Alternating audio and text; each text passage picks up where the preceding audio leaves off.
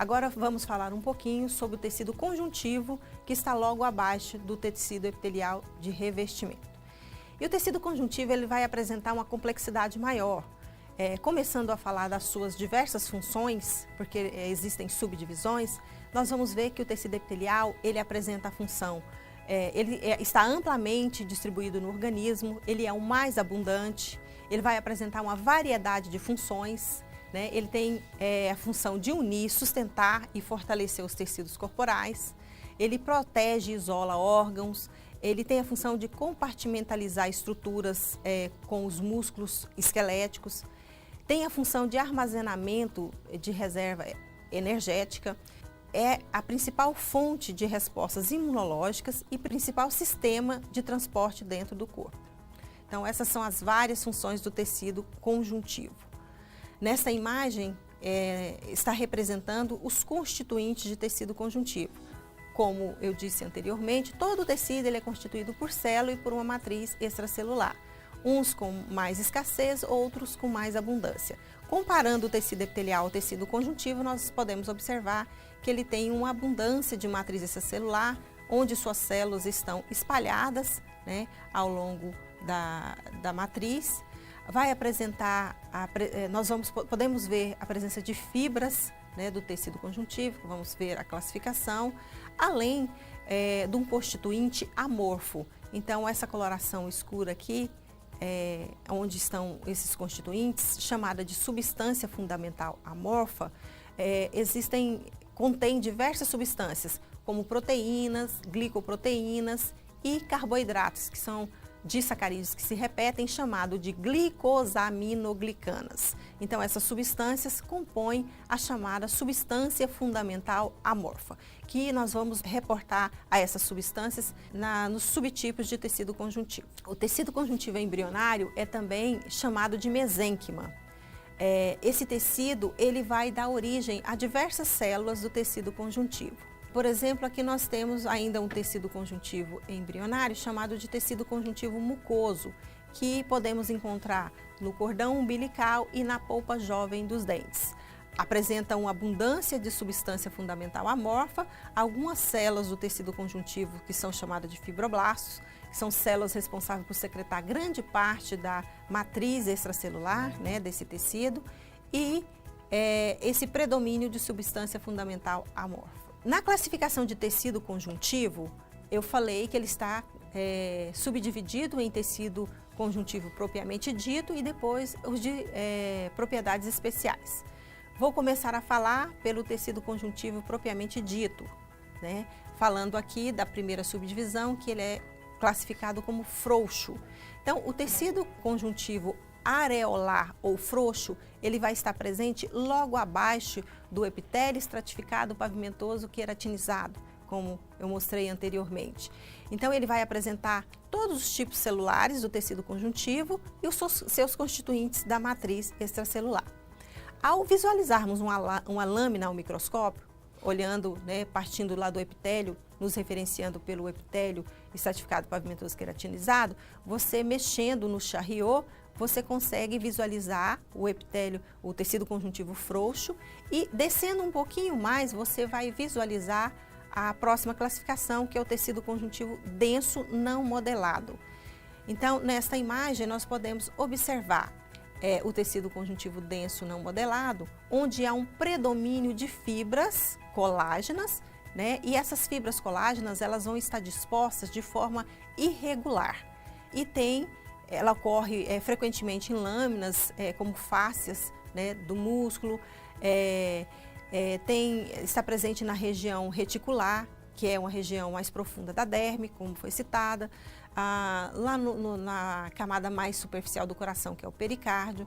Então, são exemplos onde podemos encontrar. E, posteriormente, vamos falar da presença desse tecido também no tecido cartilaginoso e no tecido ósseo.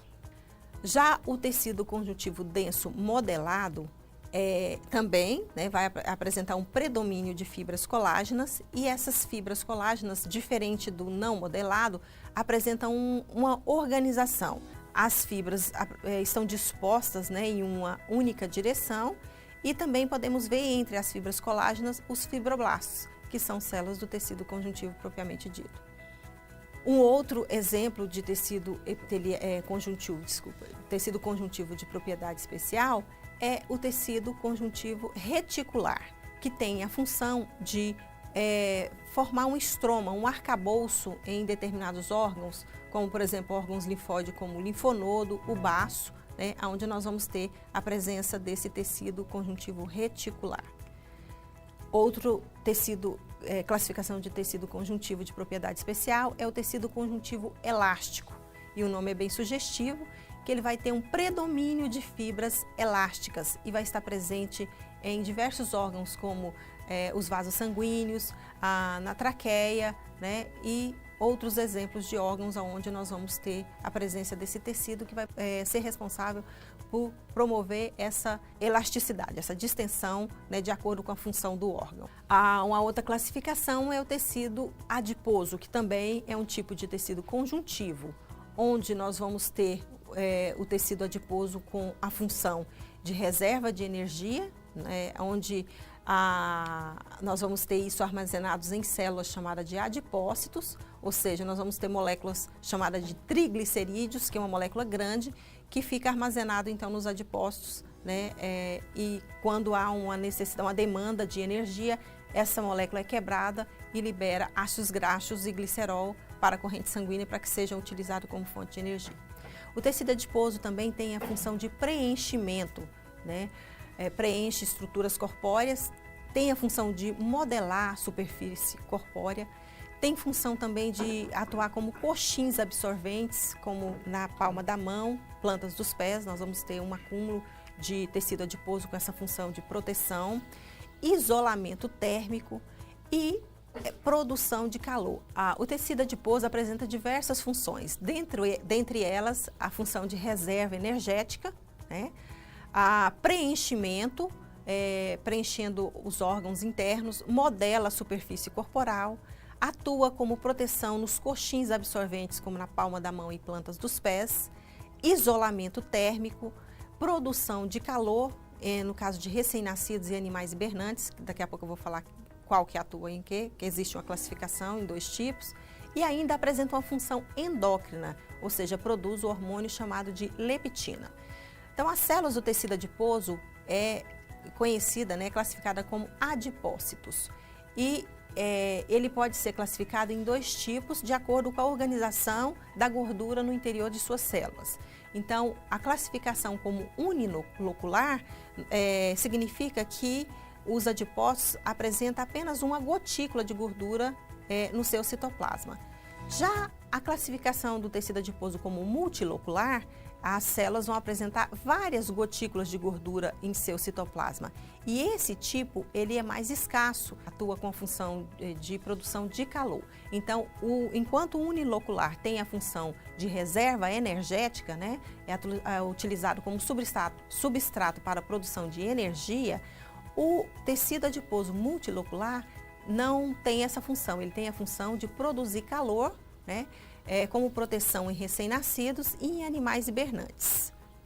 Vamos falar agora um pouquinho sobre o tecido cartilaginoso, que juntamente com o tecido ósseo tem a propriedade de suporte. Então, o tecido cartilaginoso apresenta algumas características que nós vamos ver que uma das características é semelhante ao tecido epitelial, que é avascular. O tecido não apresenta vasos sanguíneos, nem nervos e nem vasos linfáticos. Então, quem é que faz a nutrição, né, das células desse tecido? Existe uma camada de tecido conjuntivo denso não modelado, é chamado de tecido fibroso, que é conhecida como pericôndrio. Então, os vasos sanguíneos vão estar presentes nesse tecido conjuntivo e faz a nutrição por difusão das células que constituem a cartilagem. Além disso, nós vamos ter no pericôndrio células condrogênicas que vão se diferenciar nas células da cartilagem. Nesta imagem, nós podemos observar, então, aqui a região onde está o pericôndrio, logo acima da cartilagem, e as células que constituem o tecido cartilaginoso, que são chamadas de condroblastos, são células que se diferenciam dessas células condrogênicas que vão estar no pericôndrio. E essas células ocupam espaços chamados de lacunas. Então, aqui podemos ver toda essa parte branquinha aqui, ó, são as lacunas ocupadas pelos condroblastos, que são as células da cartilagem. Em relação às funções do tecido cartilaginoso, nós vamos ver que são várias, né? Dentre elas, ele forma o primeiro esqueleto do embrião, serve de suporte mecânico de órgãos e cavidades, de molde para a formação dos ossos longos, para o crescimento longitudinal do osso.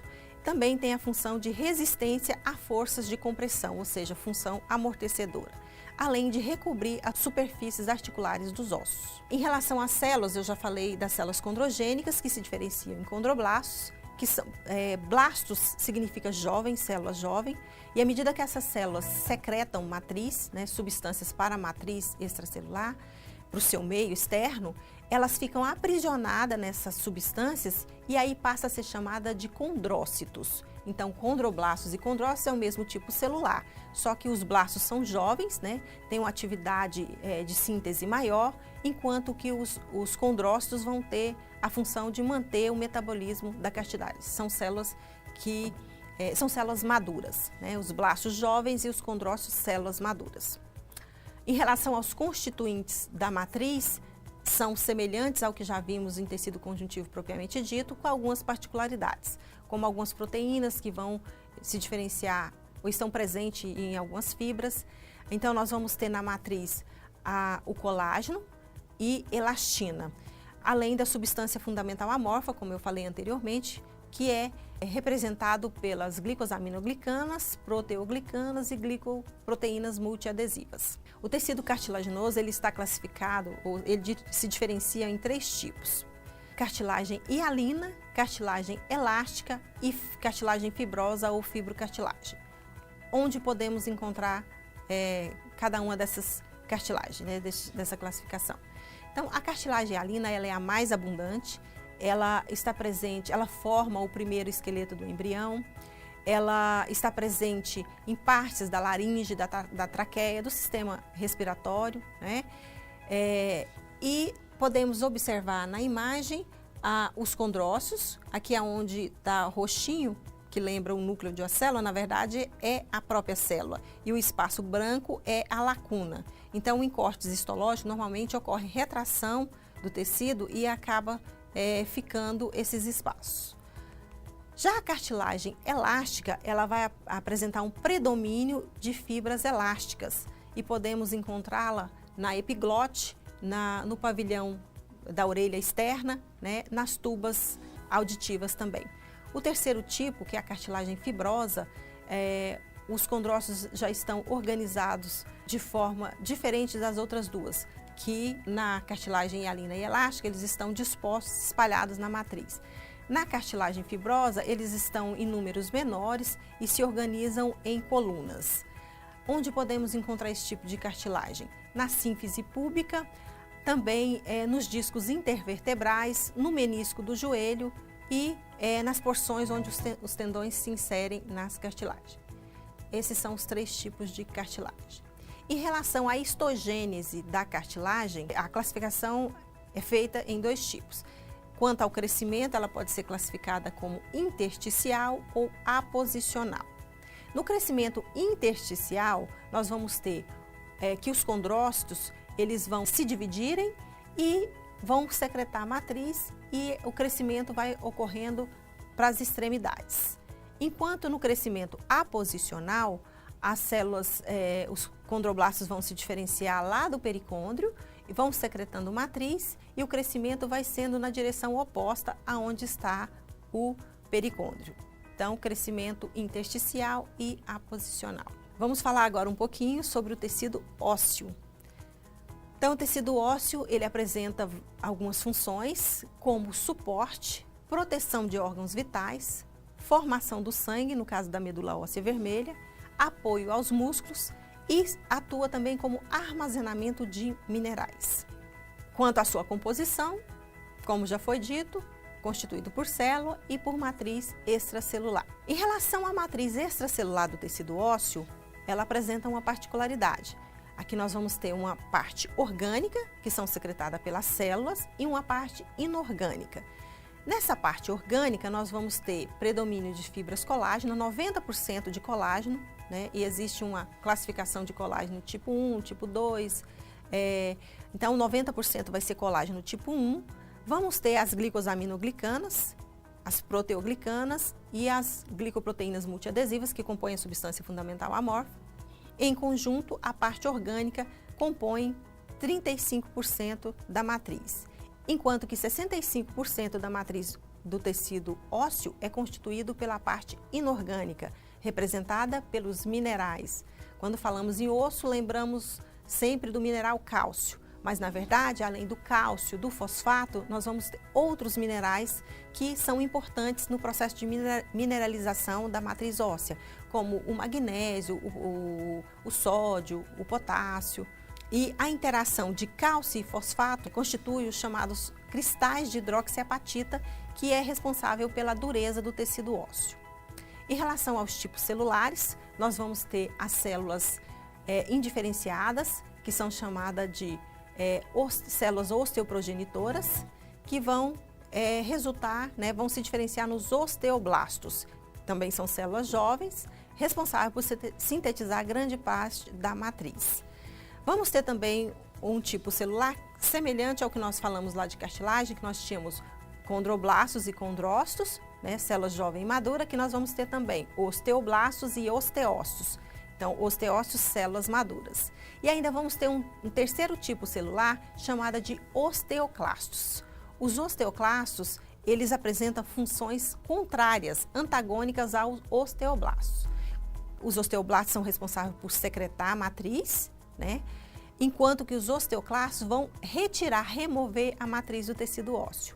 Essas células são células gigantes, multinucleares. Então, mostrando aqui primeiramente o osteoblasto, que são células responsáveis por secretar grande parte da matriz. Na sua membrana apresenta receptores para algumas substâncias que são necessárias para que essa célula desempenhe seu papel, que é secretar grande parte da matriz orgânica. Então, nós vamos ter aqui enzima como a fosfatase alcalina, um receptor, uma proteína onde vai se ligar o hormônio da paratireoide, que é importante para a atuação dessa célula, e um outro hormônio chamado de fator do crescimento semelhante à insulina, além da vitamina D, que vai então ser transportada para dentro dessa célula para que ela então produza grande parte dos constituintes orgânicos da matriz. Já o osteócito, ele é um osteoblasto então maduro que secretou matriz e ficou aprisionado nessa matriz que ele secretou. Os osteoclastos, como podemos ver, aqui é uma célula grande, gigante, multinucleada, aqui uma fotomicografia, aqui podemos ver um esquema com os seus diversos núcleos, com a função então de degradar o tecido ósseo, liberando enzimas proteolíticas a partir dos lisossomos, e ele vai, tanto no metabolismo do osso, essas células vão estar atuando no metabolismo normal, quanto para a retirada de cálcio, que quando há uma demanda do organismo, então como os ossos atuam como armazenamento de cálcio, os osteoclastos vão atuar no momento em que há essa demanda. Nesta imagem nós podemos observar os três tipos celulares, aqui os osteoblastos, aqui os osteoclastos, que são essas células maiores. Os osteoblastos estão em quantidade maior, eles se organizam na extremidade, formam fileiras e começam a secretar matriz, que é essa parte avermelhada, e esses pontinhos aqui são os osteócitos, então que fica aprisionado na matriz que foi secretada. O tecido ósseo, ele é classificado como osso primário ou imaturo e osso secundário ou maduro. O que tem de diferente o osso primário para o osso secundário?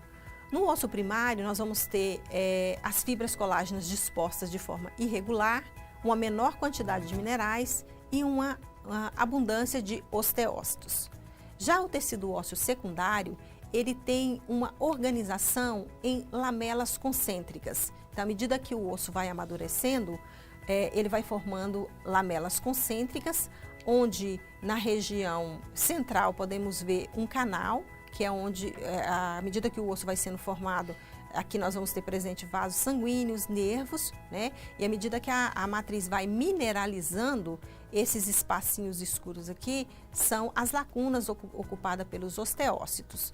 Então, esse conjunto de lamelas concêntricas de um osso maduro é chamado de sistema de Havers ou sistema harvesiano. Nós temos um outro canal interessante aqui no osso secundário, que ele liga um canal central, que é chamado de canal de Havers, a outro canal de Havers nesse sistema de lamelas concêntricas. E esse canal é chamado de canal de Volkmann, né? Então, como a matriz é mineralizada, essa comunicação permite que os osteócitos sejam nutridos, né, e mantenham o metabolismo desse tecido. Além disso, nós vamos ver que o tecido, um osso, ele apresenta uma porção lisa, né, externamente, e nessa porção externa do osso nós vamos ter uma camada de tecido conjuntivo chamada de periósteo.